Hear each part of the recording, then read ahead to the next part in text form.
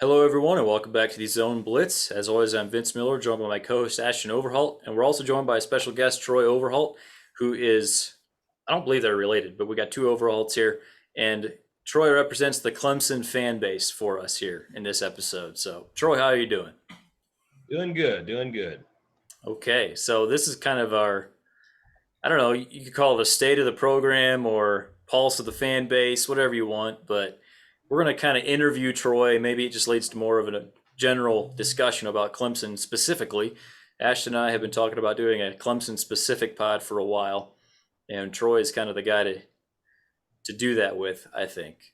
Um, yeah, so I guess I'll get it started with my first question. My first question is basically the coordinator hires. Obviously, Clemson losing two of their longtime coordinators, the most important one probably being Brent Venables, and then hiring, I believe, Wes Goodwin on the defensive side and Brandon Streeter on the offensive side. Is that correct? Yeah. Yep. All right. Just what are your thoughts on these hires? Like, were you expecting outside hires? Were you hoping for outside hires? Do you like the hires? Wherever you want to take this. Uh, Defensively, love the hire. That I knew basically next to nothing about Wes Goodwin coming before this. But anybody that sits under Brent Venables for 10 years, I'm good with that. And he seems to be a really smart guy. I don't know. Allegedly, they at different NFL teams and all recruited him pretty heavy to coach linebackers and different things. So I think he's regarded as a really good, smart guy. At least X's and O's. I was watching Clemson's pro day the other day, and this is dumb, but just as far as kind of the difference, he was standing in a circle with like Mike Tomlin and Dabo and a couple other coaches, and Dabo kind of like, come over here and shook this guy's hand. I think it was Mike Tomlin or something, and it just kind of cracked me up because it was definitely the first time that he's like the important guy, the face of this great Clemson, nasty Clemson defense and all that, and he looked maybe a tiny bit uncomfortable. And so I don't. It'll just be interesting to see how he does. Like I hope he kind of has a baby face, and I'll be interested to see, does he exude that defensive coordinator mentality that Brent Venables most certainly had. I mean, have to have somebody keep him off the field and just loud and the kind of thing you want from a defensive coordinator. So that will be interesting. But I mean, his first game, against Iowa State in the bowl game, I mean, I thought called a great game. And Clemson's defense is loaded with talent. And so I don't know. I think it'll be more interesting to see how he does the next year or two. Can he recruit? Can he keep the good recruiting classes coming in? And I would say that's going to have a lot to do with his personality, and can he go into somebody's living room and make them believe that he's the man to send him to the NFL, basically. As far as you want to, do you any more questions about defensive side, or should I jump straight to the offensive side? No, I mean, we can maybe talk more about it later, but go ahead. Tell us Yeah. what you think about Brandon Streeter. Brandon Streeter, of course, I'm not into that. I don't think there's a lot of Clemson fans, at least, I mean, the casual fan for sure, probably not, just because of what the offense has looked like. And in since Jeff Scott left, basically, pretty simplistic, not enough stuff over the middle, just different head scratching plays from play calls that didn't make a lot of sense. But there's tons of things that you hear about execution and players not getting it and all that factors in. I did hear recently that he is planning to, and he is implementing already in spring practice, more tempo to the offense, which they really need to get back to that. With Chad Morris, they had kind of went too far with that. And so I think they kind of wanted to backpedal, and I think they overdid it. They went back to too slow, and they need to get back to a little bit faster, especially for like bubble screens and things like that. it works better if it's up tempo. The running game um, need to catch defenses off guard a little bit where possible. So I don't think it's a terrible hire if he implements some new ideas. Um, Hopefully, a little bit more complicated, um, but I don't love it at this point. So So go ahead, Ashton. so so me and Vince, like, and kind of just us as a show, kind of view Clemson and Clemson's offseason here as extremely, like, just important, very yeah, like Clemson last year with them being like, it was a down year for Clemson, and it left a very big vacuum, I think, in college football, because we're used to them being a player at the national level and a playoff team. And like, yeah, they're the class of the ACC is how we see them. And then so we view this offseason, I think, as really, really big for them to get back there, because 1 year down is just, that's a fluke, right? 2 years, it becomes like, it's beginning to become like a trend almost. And so there is a sentiment out there, and yeah, it's so tough to judge these coordinator hires, and like, I understand like why that's difficult. But some people would view these as underwhelming hires. Like, they would have expected Clemson to replace Venables with a well-known, big name, splashy guy. That's not always the right hire. We've seen that not always be the right hire, but it is what people expect. Is do Clemson fans feel that at all, that this was maybe a little underwhelming, or is this just the smart in program hire? I wouldn't say that it's an underwhelming hire, but I mean, Clemson, Dabo Sweeney, they don't. This program operates differently than the other top tier programs. I don't think it's a surprise if you know Dabo. If you've watched the last 12 years, this is not a surprise. He's been known for grooming. I mean, he's said that all the time. People ask him, "What are you going to do at Brent Venables' league?" Well, he's got a plan, and I think he does. But him having a plan is not, I mean, he doesn't know who's going to be available. His plan involves people that are ready on his staff. I think right now, if one of those guys walked out the door, his plan would be somebody else on his staff. I'm not saying if there, I mean, he did just go out and get Nick Eason from Auburn, which was a huge hire, but it has to be something like that. An ex-Clemson player who wants to come back, having success elsewhere, but it's a known fact he wanted to come back. Otherwise, I mean, Dabo is that, yeah, it doesn't surprise me, I guess is what I'm saying, that they went in-house. And is it going to work out? I mean, to me, it's dumb not to believe that Dabo's got a plan, not to trust him. I mean, he's as successful as anybody. And so sure, it should work, but at the same time, I gotta see it. I mean, we know about nothing about these coordinators. Sure, if that quite answers your question, but basically a little bit underwhelming to the national media, maybe, but not surprising for who Dabo is as a coach. Is that kind of the thought across the Clemson fan base? Like, not at all surprising. Has there been have you been, I mean, you're surrounded by Clemson fans. Like, what are the discussions like if around, yeah, not, because obviously you have your own opinion, but you also hear plenty of other Clemson fans' opinions. Like, is this fairly, like, not surprising at all? Makes sense. Maybe not extremely thrilled about it, but also not worried.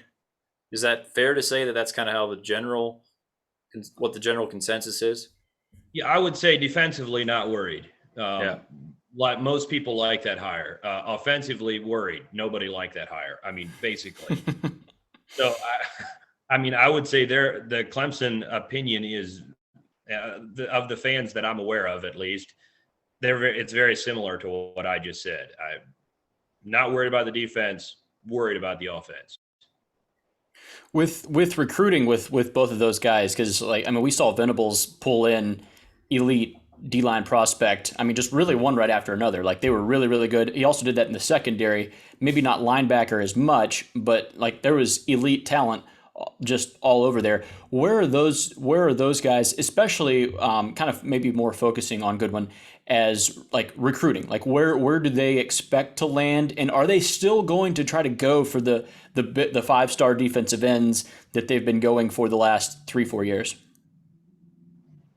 Yeah, absolutely. I like thinking that they won't is thinking that Dabo's done given up. I mean, he knows it takes talent to win. I mean, I expect them to go after those people just the same. The recruiting as a whole is not going to change. The question is, how much did Venables matter? And I'm not necessarily worried about like, okay, so he's productive. He has 10 years of experience and proven commodity. You know, he can come in and say, I put these guys in the league. This guy came through here and he went to the league, drafted in the first round.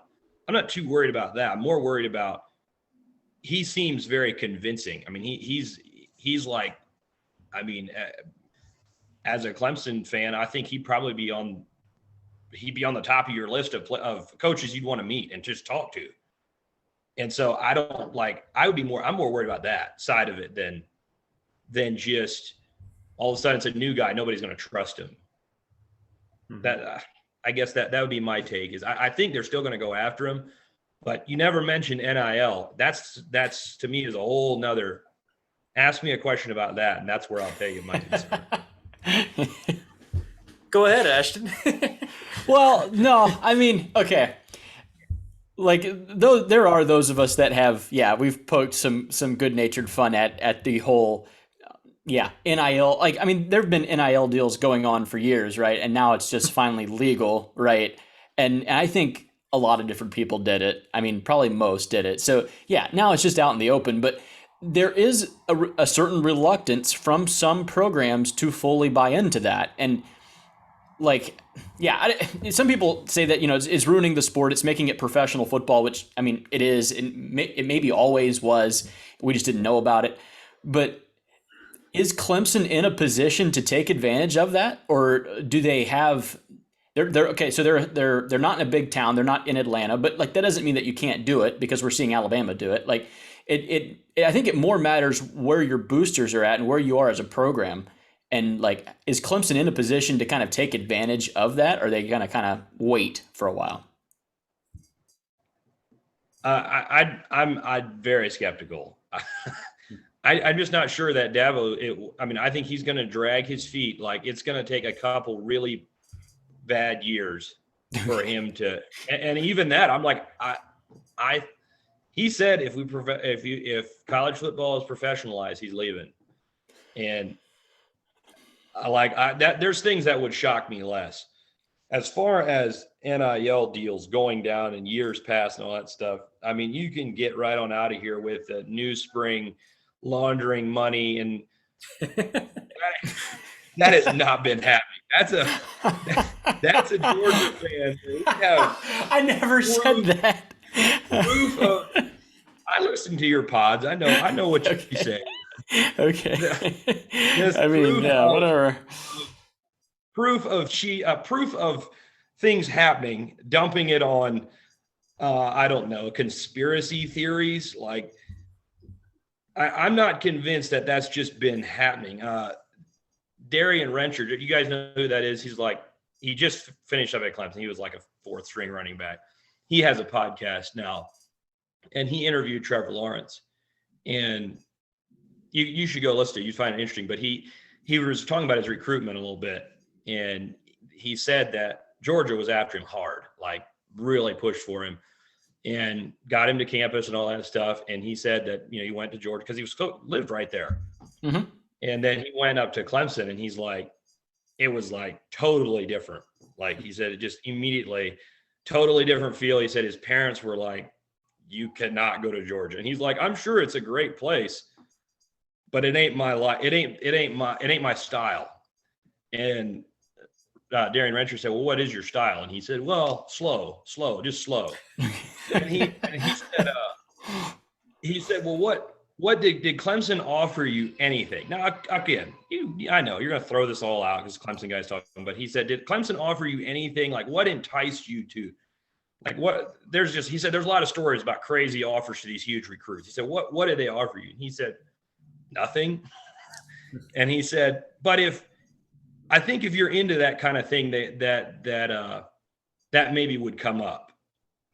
So I think that is a better answer than just that these coaches are out there just throwing money like, hey, we have $1 million for you, or we have 4 Chargers and a new house for you to come stay in. It's more like these people coming in there and they're like, can you help me? And then maybe there's some closet deals or something like that. But anyway, I'm not sure that Clemson's ready for the legalized NIL, paying players, transfer portal. I mean, it just grates everything that Dabo stands for, and whatever, fake or not, education, graduating, getting to know the players, personal relationship. He does not treat it like a business. And I think that's where somebody like Nick Saban, it's advantage him. Kirby Smart, same way. I don't think he beats around the bush. He probably doesn't go in there and say, hey, I'm going to be your father figure. I'm there for you, whatever. No, he goes in there and says, I'm going to get you a first round draft pick. If you don't want that, go elsewhere. And it's like, if you're good at football, go. So I'm a little worried that style is going to be better. Hey, here's we can sign you up with whatever, get you paid.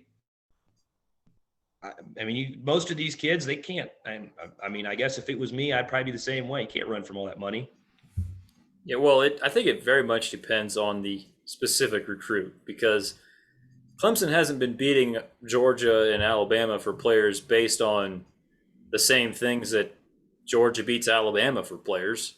It's, you kind of mentioned it a little bit. Like, Clemson is a unique place. It's a little more small town, slower paced environment. And I think there are definitely recruits that, well, we just saw it with Nico, like, basically, what's the biggest check I can get?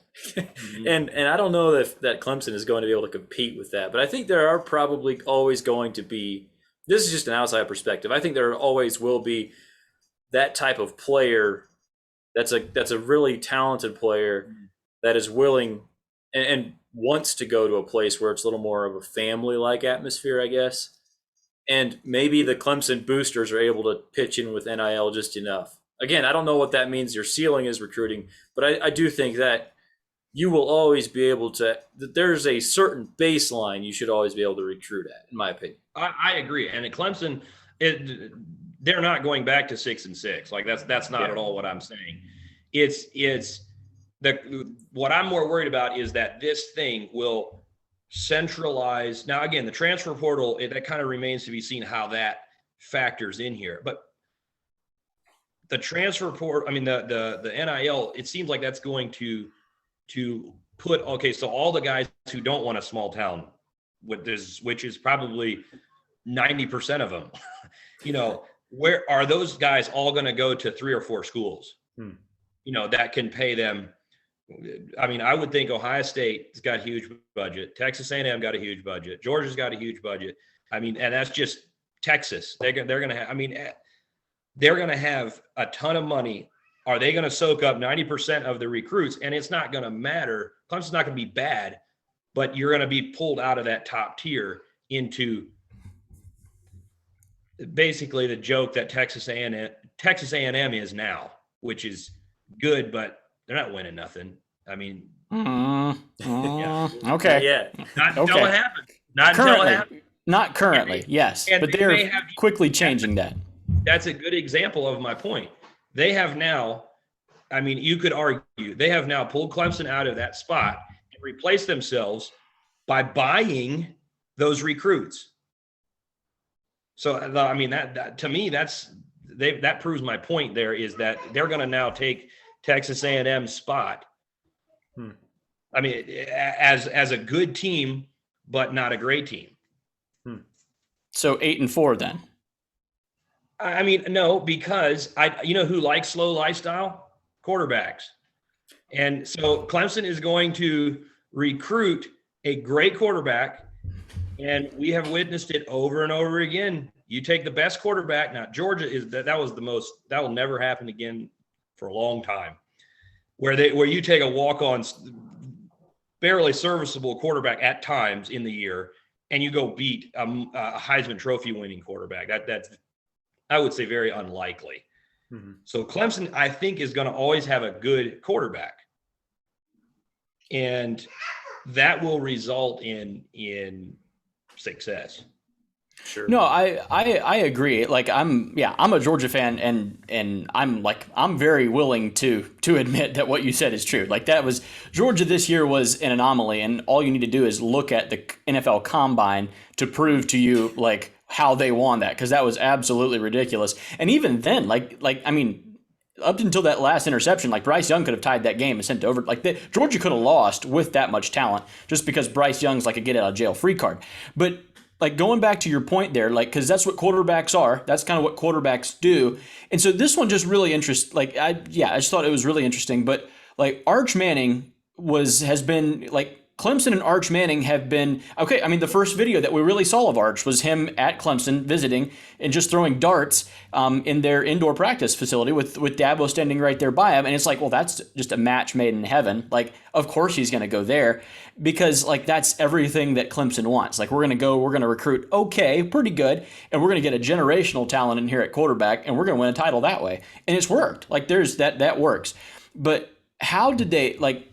So Clemson, just like an update, Clemson is no longer in Arch Manning's list, right? And like he's dropped them. How did they miss on him? Because that, like, I'm a Georgia fan. I still don't think he's coming to Georgia. Like I think he'll probably go to Texas is my guess.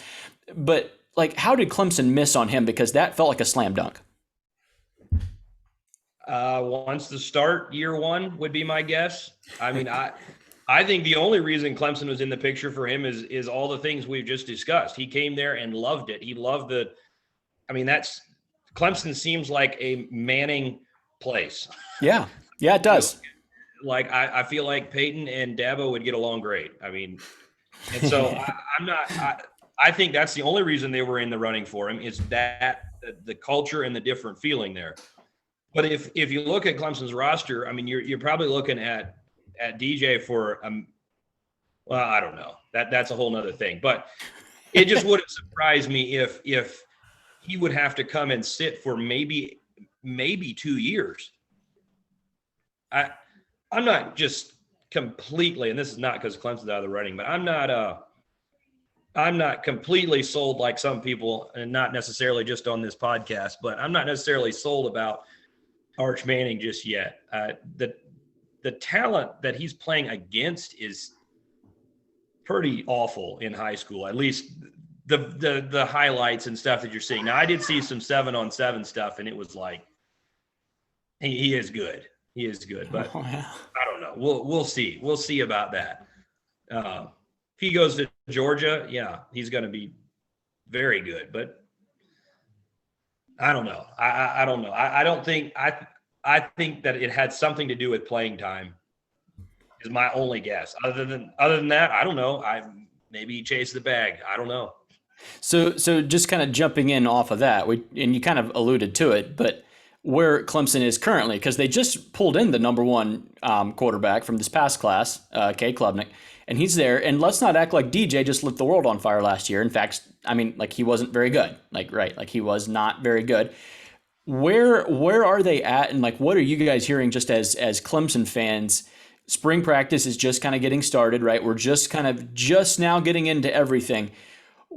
How's that going to shake out? What's the dynamic there, and who's the favorite right now to start week one?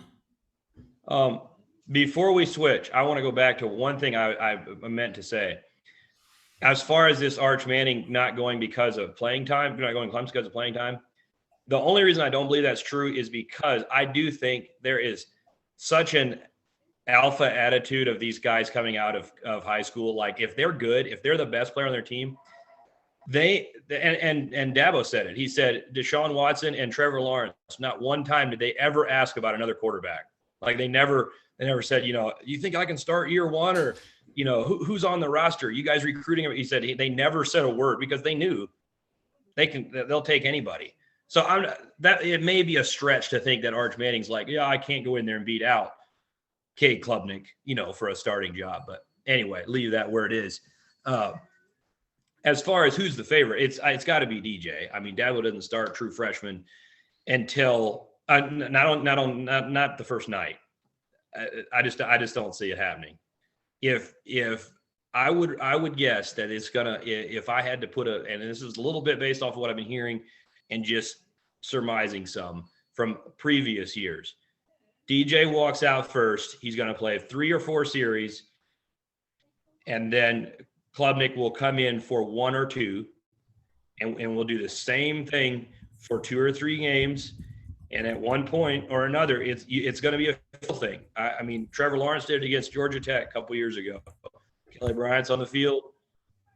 Offense moved a little bit, wasn't nothing great. And Trevor Lawrence came in, it was just like instant success from the offense for multiple drives. And you knew it right then. You just knew it. Just watching the game, it's over. That it's Trevor Lawrence's job from here on out, sure enough.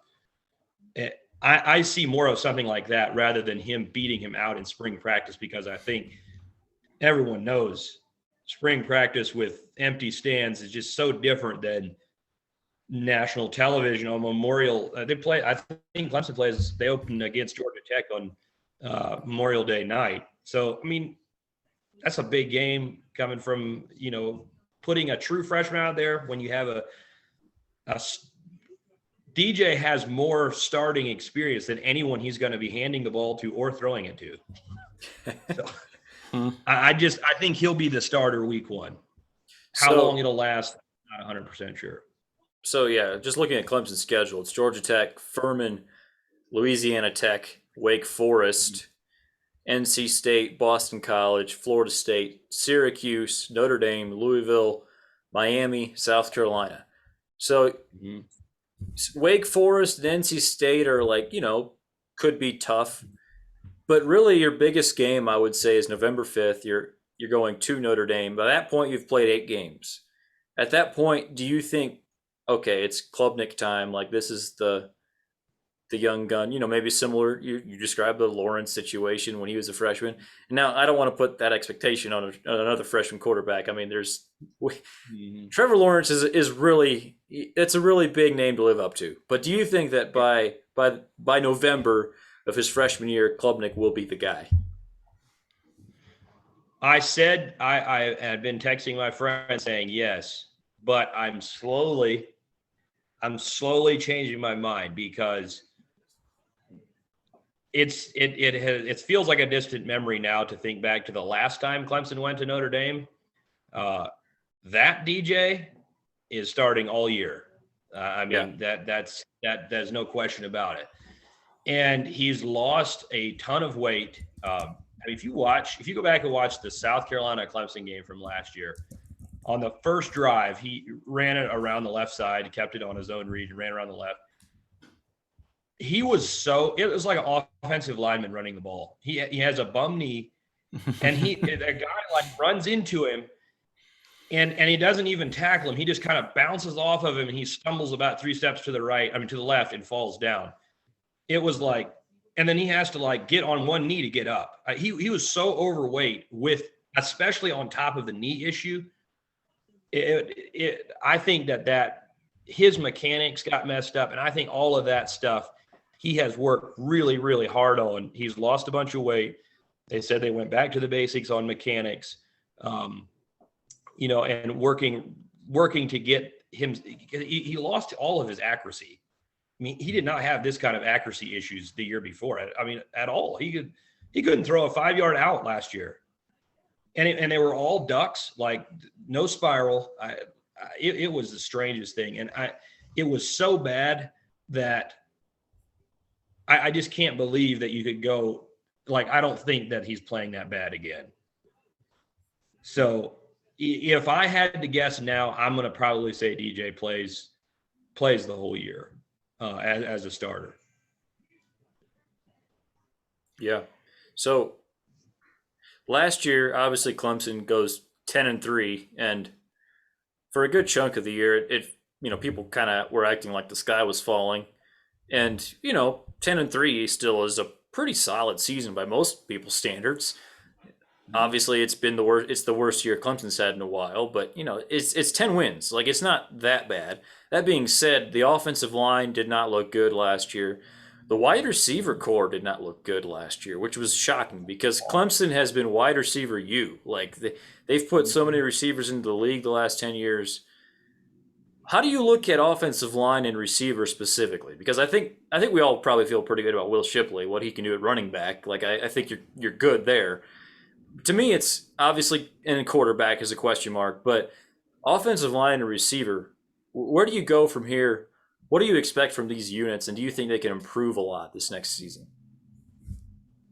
Well, I'm not sure that you can, I'm not believing anything until I see on the field, because last year, same thing. We're going to be fine at offensive line. It's not a bad group or whatever. And then halfway through the year, there was some reports coming out for some different guys who had, I don't know, insiders on the team or something. And they were in the spring, they were already saying this is the worst offensive line that Clemson has ever had. Well, and they come out, as far as taking what the coaches are saying, it's it means almost nothing, almost nothing. You used to have Steve Spurrier, he'd come out and he would just lay into his quarterbacks or whatever in spring. He'd be like, this guy played like crap. Dabo doesn't do that, and the coordinators don't do that. So I don't know that we can really know, but from what we're hearing, they feel much better about their group this year, and they do have some fairly highly recruited 4- and 5-star linemen pretty much across the line now. Not quite as many where did that guy come from situations like last year. They had a couple. I mean, and it was awful last year. Matt Bockhurst, I don't know if you're familiar with him. He was at the ACC Media Days. Just the nicest guy. I mean, he wanted to be good so bad, but you watch the game and I mean, it looks like he's on skis. And so I think they're going to be better. They're going to be better off on the offensive line. They improved as the year went on last year. Got some of those young guys in there. They improved. I expect an improved offensive line, but it's going to be a weak spot until I see differently with my own eyes. Do you know anything about is Thomas Austin? Is that the new offensive line coach? Mm-hmm. Do you know anything about him? I mean, not a ton. He played at Clemson. I remember when he played at Clemson, but I don't know. Anything is an upgrade, and that's another thing that I'm excited about. Is time everybody was ready for. I mean, I can't think of his name. What's his name? Caldwell, Robbie Caldwell, right? Yeah, there you go. Yes, I mean he had been there forever. Dabo felt bad to fire him. I mean, it was bad. So I think that's going to help having some young blood in there that can actually maybe show them how to block rather than tell them. I don't know if that's necessary on the offensive line or not, but I think we'll see. I think we will see an improvement in offensive line. But last year, at least for the first 5 or 6 games, it was really poor.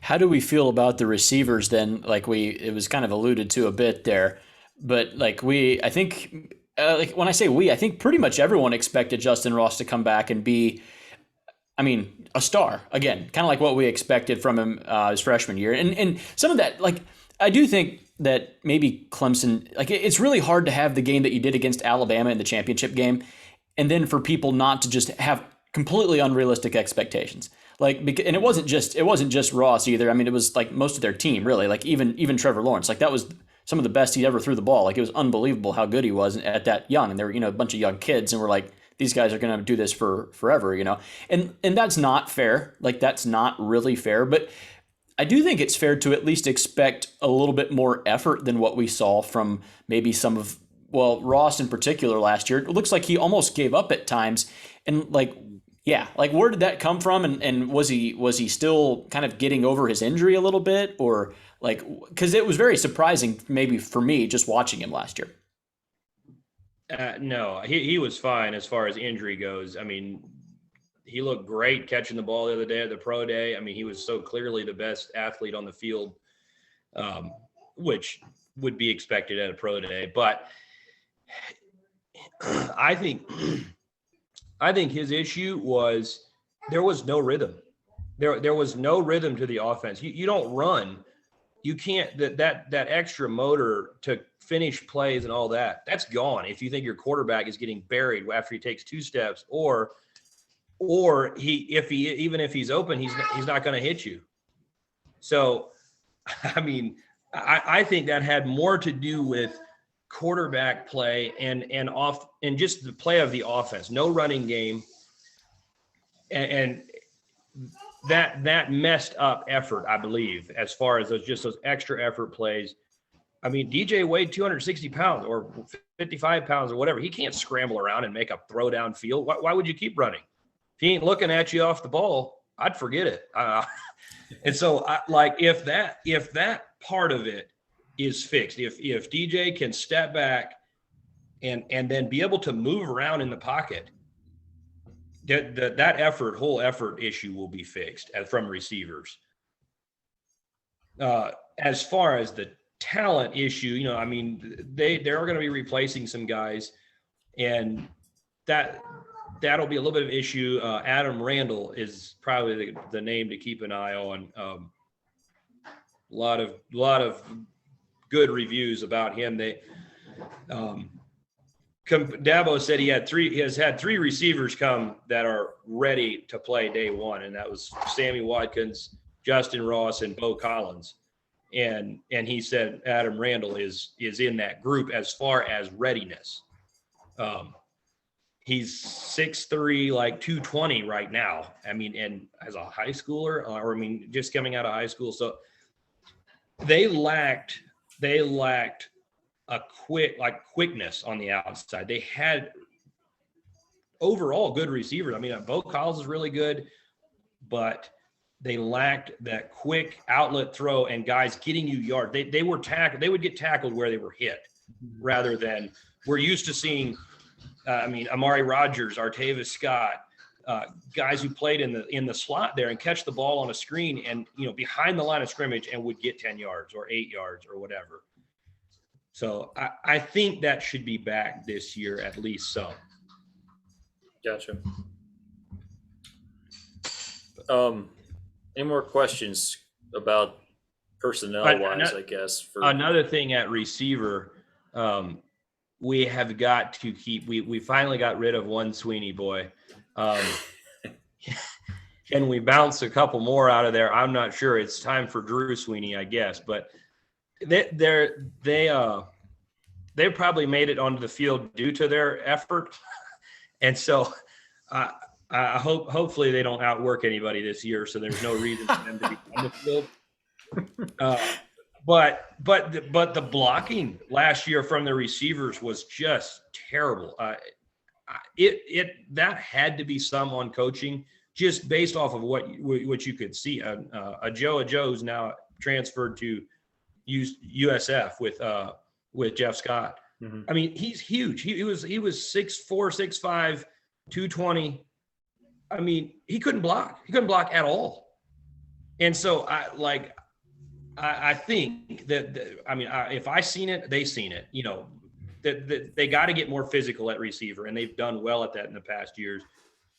Be more physical at receiver, and then short area quickness from receivers. Hopefully, Adam Randall is one of those guys, and they'll be fine at receiver. I don't expect to see too much of an issue there. Go ahead, Ashton. You have a question?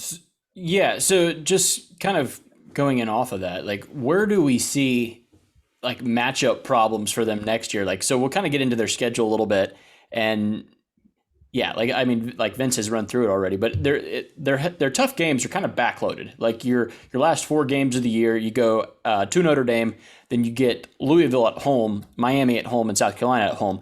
And those that's a difficult little stretch. Kind of no matter where you are, that's a tricky little stretch of 4 games there. Maybe not Louisville, but the other ones.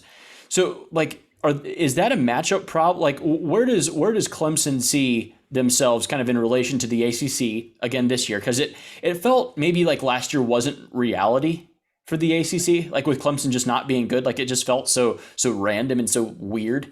But do they immediately just kind of reestablish themselves as the class, Or like, how do you see them lining up? And we'll get probably. Should we just go ahead and ask him for a like a prediction for next year? Just way too early. Like we can cold take you all we want here with this, but like, where do you see Clemson stacking up in the ACC again next year? Even though like the ACC doesn't figure just to be on fire next year, like it's very gettable, right? So like, how does Clemson figure to stack up? I'll give one loss to the schedule, and probably Notre Dame. They're going to be back to the ACC championship next year, not because I think they're going to win a national championship, but I'm just saying who are you taking right now to beat them? Miami in a couple years. Yeah. Notre Dame. Okay. I mean, you just said that it's fluky one year and that it felt like it wasn't reality last year. And I mean, I guess that's I would agree with that. Like, and if that's the truth, then why would we not be back to the normal thing next year? Which is not. I'm not, again, probably lose, make the playoff, get beat by 20. I'm not suggesting that they're going to take Georgia's spot back or anything, but if we had reasonable quarterback play last year, reasonable, all things considered, reasonable quarterback play, I mean, they would have beat NC State. They lost by 7 to Georgia in ridiculous game. I mean, we had Trevor Lawrence in that game. We win. I mean, I'm just saying that if quarterback play is at all decent, it's a step up from last year. If the receivers make a little bit of growth, and I mean, you had a true freshman was your best receiver last year. I'm not sure who I would take to beat them. I'm not saying it won't happen, but I don't know who on the schedule I'm taking to beat them other than Notre Dame. Fair enough. No, that's fair. Like, I think that's kind of how maybe most of America sees it, or at least should see it, because I don't think anyone's saying that the ACC is not theirs again this year, but and I think maybe the warning signs for me, and just actually, I'll just give you that question. How far into the season does it have to take for you to start, after you beat Wake Forest, 24-21, something like that, like close, low scoring, kind of in the fashion of last year where Clemson wins a good low scoring game kind of because of their defense. How many games does it take for that to happen to you where you're like, this isn't right? Like something's wrong here. It's not the same as what it was 3 years ago. If it doesn't just go back to normal, like it should, like I think we both agree that it should go back to normal, but where's the jumping off point if it doesn't? Losing an ACC game. They're not going to be. They never are good in game one. I think I'm done taking Clemson in game one. I don't care who we're playing. Like, I mean, against Georgia Tech, yeah, forget it. I mean, we got that game. But I'm saying just in general, I mean, they've said it like in press conferences, like they basically intentionally are vanilla in game one. And they build, if they can't, and this was Tony Elliott's mindset, and I'm not sure what Streeter is going to do, but basically they take basic offense and they put that in game one. And if the players on the field cannot execute that well, whether or not there's yardage gained, if they're executing it well, then they continue to build. But if the execution is not good, they stay in that base, and that's what happened last year. They never advanced. And it was because they could not. The execution was terrible, just kind of across the board. And that's something that we're talking about quite a bit this year, is that people that are inside the program were like, as far as with DJ, they're like, only the people that were on the team know kind of how that went down, as far as there was a lot of receivers running the wrong route. And you could see some of that watching the game. Receivers running the wrong route, offensive linemen just totally missing blocks, young running backs not picking up blitzes well, stuff that is a little bit hard to, or it often just gets thrown at the quarterback. Okay, the quarterback didn't make the play. because, maybe in the past Deshaun Watson spins out of it and throws it, whatever. And it still wasn't necessarily his fault. So the execution needs to improve. And so if that in game one, I'm expecting game one against Georgia Tech, I'm saying 28-14, 28-10, something like that.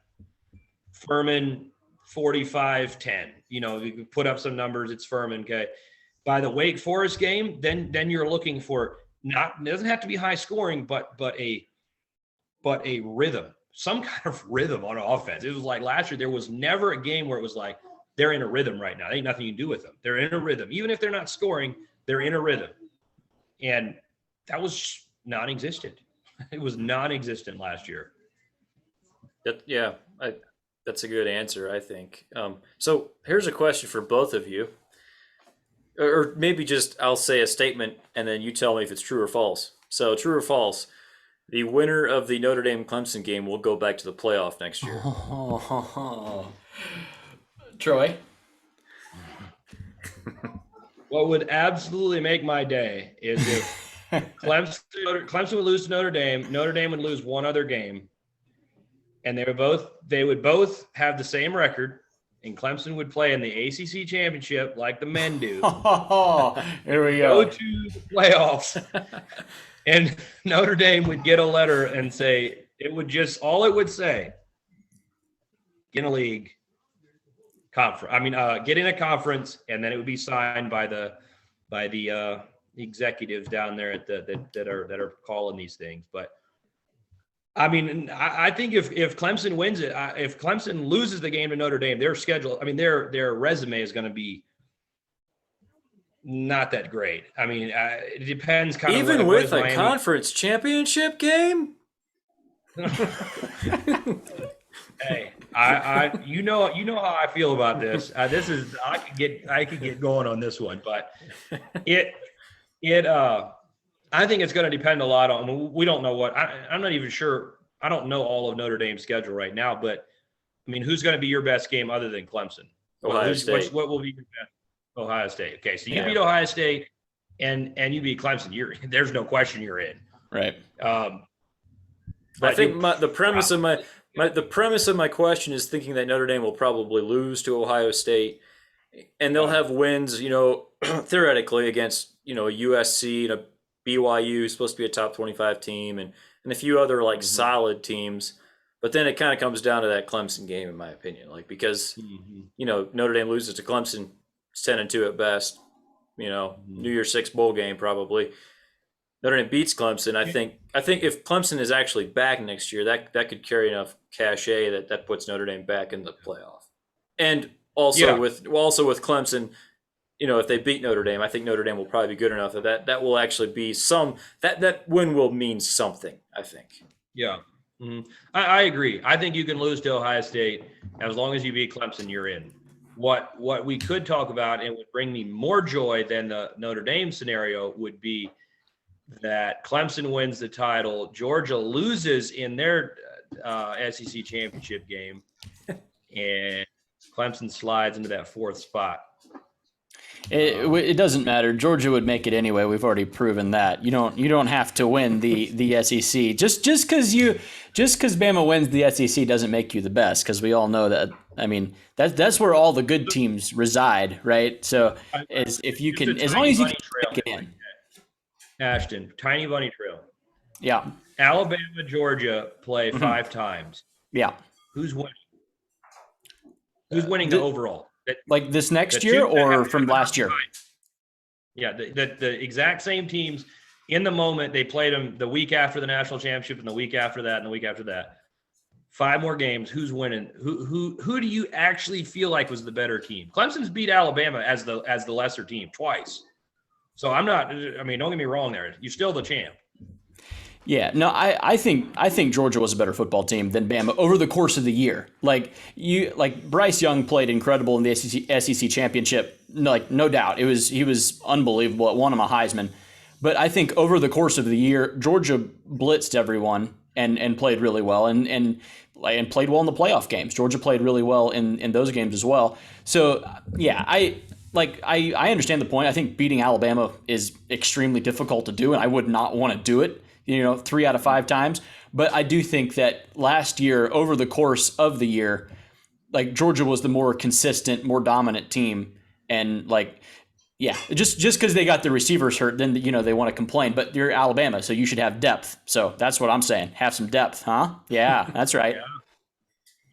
So Ashton, it's a good argument. Bring up Jamison Williams. It is a good argument.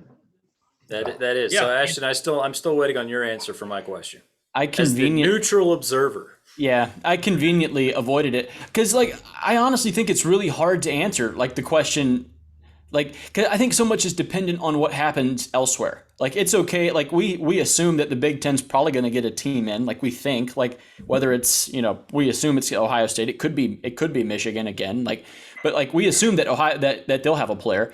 We'll assume that the SEC champ is going to be in. Like, we can assume that. So that leaves 2 slots left.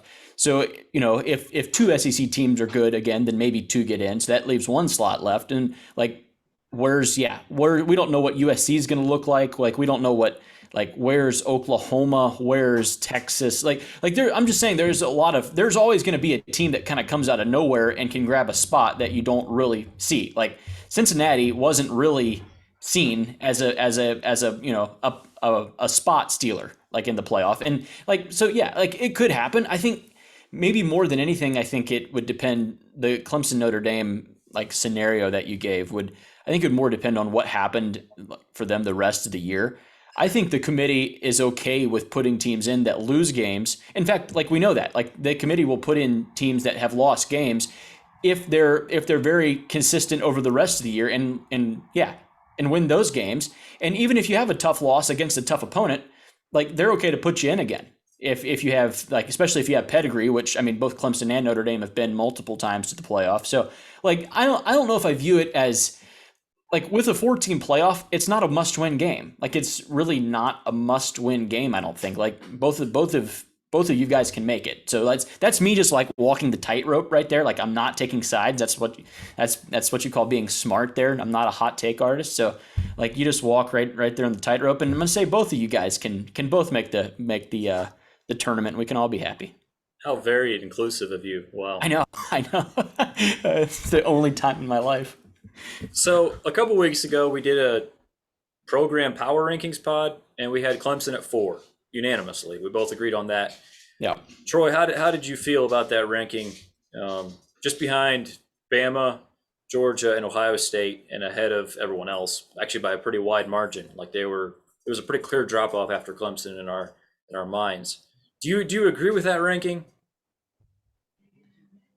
I was surprised y'all put him that high. Honestly, I was expecting Texas A&M's recruiting class to jump him up there. Oh, I know you love that. Hang on. There is nothing more overrated than that class. Like we expect there. I saw a poll that has them at 2 next year. 2. There's no chance they're a top 2 team in the country. That's wildly overrated. They're a top 10 team, maybe right now. Maybe a top 10 team. Like I think I could pick 10 other teams that I would pick to beat them. So yeah, like I'm just not to get sorry. That's another bunny trail for another time. But can we chill a little bit with the A&M love in 3 years? Get back with me in 3 years, then we'll talk. Not next year though, please. I agree. Talk to me when you got a quarterback. I know they have one coming in, but it's unproven. I want to see them. You got Jameis Winston coming through the door, that can overpower Jimbo and play good football in spite of him. Then we can talk. But as far as where I would put Clemson, I mean, I think that's fair. I don't like. I would say that it still feels like Clemson is on a slide a little bit. So I wouldn't say that they've taken a step down. It's more of like a slide back, and it's still very recoverable at this point. But I don't know if they're gonna. I don't know if they're gonna fix it or not. I'm not sold on Dabo handling this thing. I'm just not sold on it. I feel like he's going to let his his the good part of Dabo, the part that everyone else hates, all other fans actually hate and think is fake, gonna let that get in the way of I don't know of keeping up. So I would say that I feel good about them at 4, but maybe they're a little bit on it. Like I would say there's a little bit of a gap between Georgia, Alabama, Ohio State, as far as trajectory. Like I would say their trajectory is up. Clemson's has been slightly back. Now, again, they were ahead of 2 of those programs prior to this. So it's not like they were just catching up and now they dropped way back again. They were ahead of them and they have now been passed, but they're right there. Like, so it's not a big gap, but I'm nervous about the little bit of a slide that we're seeing. Not last year. I'd forget about last year, but as a program, can Dabo figure this NIL thing out and this transfer portal and lean into it like crazy? And I think they could. If they do, I think they have options. More transfer portal than NIL. More transfer portal than NIL. How very Clemson to take a slide instead of the stairs. That's right. Yep. So you mentioned the portal. I feel like that would actually be, to me, and I think you're right. You're probably onto something where Clemson could probably take more advantage of the portal than NIL. Not that they couldn't take advantage of NIL, because I do think they have a fairly large alumni base. But to me, Clemson would be like they could turn out to be a perfect landing spot for 4 former 5 stars / 3 stars who got better, who just like either it's not quite working out at Alabama or wherever they are, or they're that 3-star at USF, that needs a landing spot. Like, to me, Clemson could be perfect for that. I agree, but I'm not like, I still think that mentality or that thought process goes against the whole, like, I think they go in and they recruit like, you are family. You are going to be a part of us. We will not, you are the most important thing. And, the cornerbacks coach the other day, he said, you come to Clemson, you're going to play. We don't recruit people to sit on the bench. We recruit them to play. Well, I feel like they think that it's like, they're treating it more like we can't injure or wound the players that we recruited, that we made promises to, that we said, we want you, you're our guy. They turn out to be not good players. They're not what they were originally supposed to be. And then for them to go out and get somebody to come in and take their place, I think it feels too like backstabbing type thing. And again, it's business, it's football. Like, it shouldn't be that way, but that's the only reason that I can figure out why Clemson is not going out and getting these people. Like, they're nothing else. It doesn't make sense. Every single other program is doing it. Why are they not doing it? Yeah, because Dabo's stubborn. I mean, that's it. So that I think the transfer portal is a better opportunity than the NIL, because correct me if I'm wrong here, but basically NIL is going to be it's not necessarily just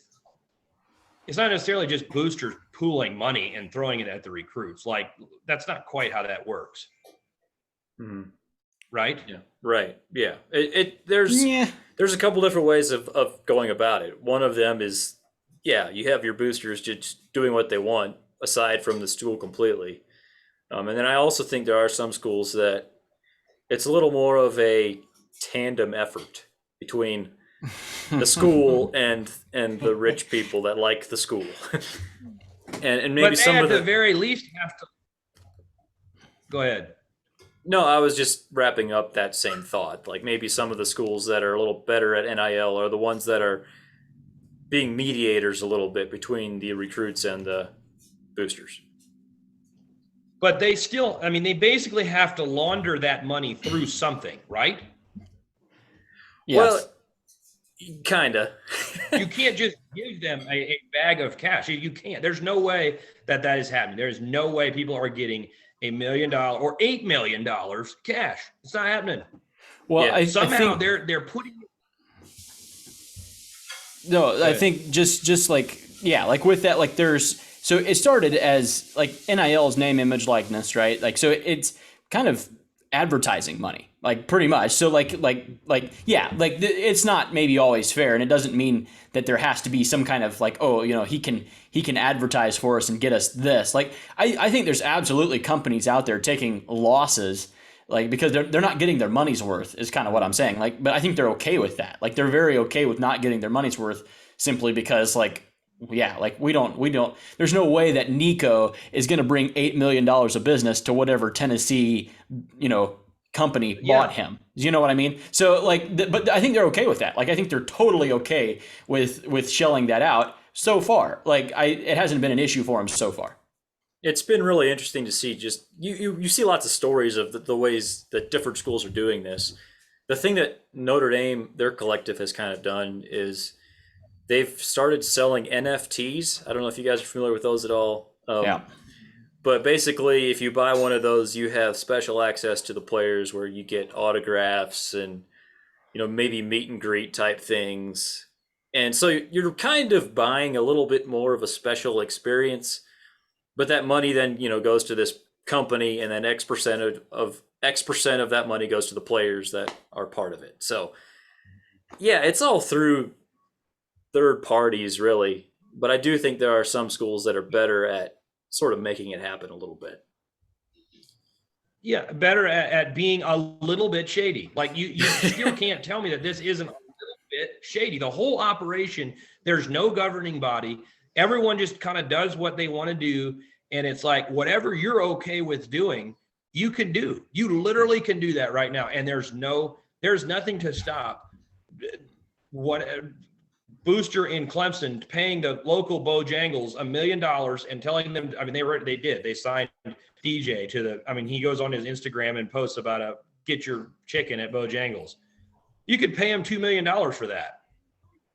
But that's shady. That's not like, that is not how this is meant to be. And to me, it just seems like Dad was like, it just seems like he'd be the guy to be like, no, just do like you're supposed to do. And DJ collects, $2,000 from the local Bojangles for a post on Instagram.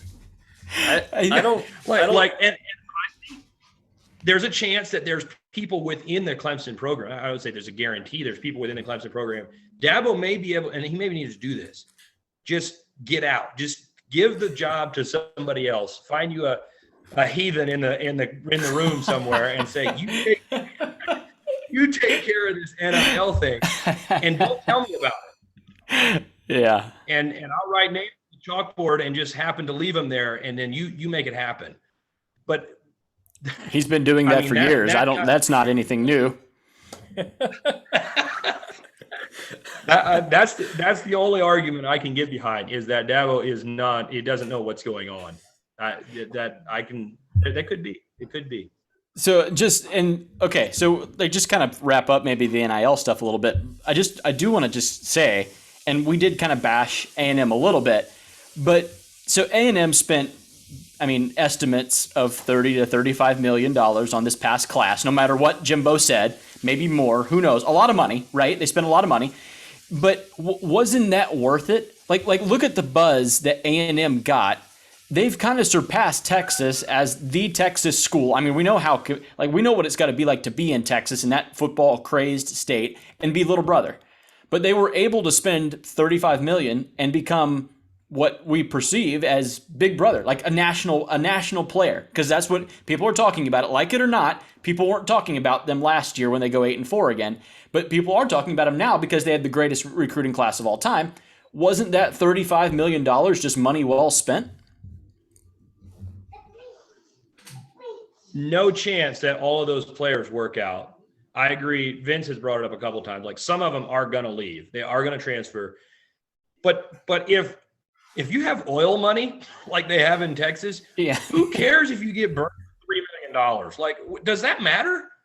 That's like the interest off of one of their investments in the stock market. Like, that's like, it is a non-issue for them to. So I don't know. I do not think it was money well spent, as in, like, it was wise for us. It brought in enough money to make it worth it.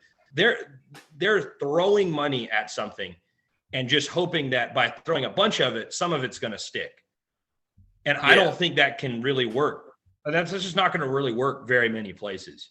Yeah, you're not buying success for your company. You're buying success for your football team. That's what you're doing. Like if you're those boosters. Yeah. Mm-hmm. And if that's the way you want to spend your money, like who am I to say that you can't? I don't think that we're going to really see any. Really college football.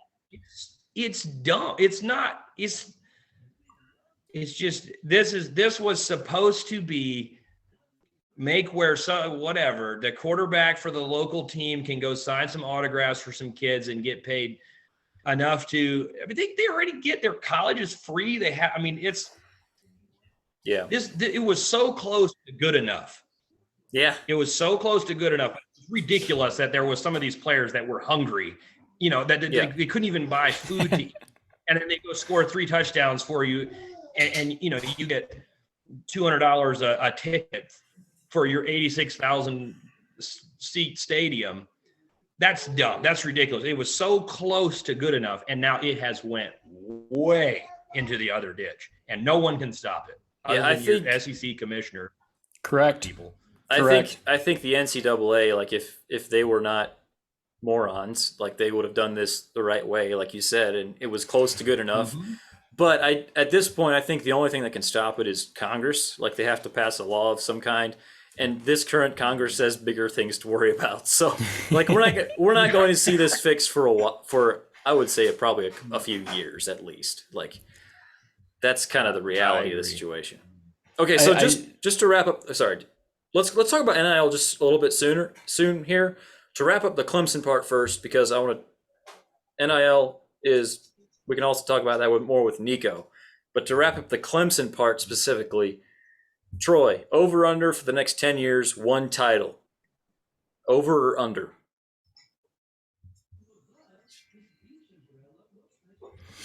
Oh my goodness. See, if I go 0.5, it's an easy over, and if I go 1.5, it's an easy under, right? So I put it at 1. Yeah. Next 10 years. Yep. Ashton, do you have an answer while Troy is thinking? I'm gonna say under. Okay. I'll say under as well. I was gonna lean just a little bit under. You're wrong for not letting me pick one, because 1 in 10 years for basically anyone not named Alabama is like, ask Notre Dame if they'd like 1 in 10 years. Ask Michigan. Ask Tennessee. 1 in 10 years is success. Yeah. 2 is like overachieving. Mm-hmm. But a little bit of recency bias coming into that. Last year, I would have told you over, but with where we're at now, I'm going to say under. Yeah, but you feel like a push is probably most likely. Yes. I think they have the talent. If they can recruit decent, they have the talent to win 1 in the next 5. It would be my guess. Rather than, I think the further out you look, the more questionable that's going to get. Mm-hmm.